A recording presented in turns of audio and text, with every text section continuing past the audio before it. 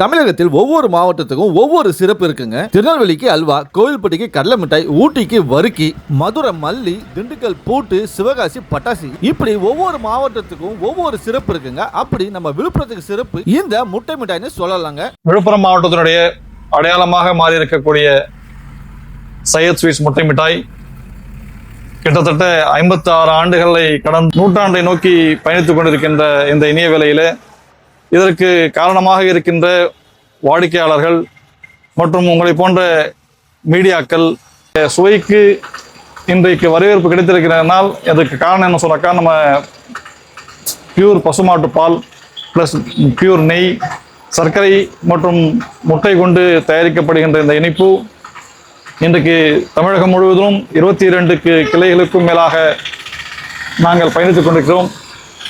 எங்களுடைய நோக்கமே வாடிக்கையாளருக்கு தரமான ஒரு இனிப்பை நிரந்தரமாக கொடுக்க வேண்டும் என்பதுதான்.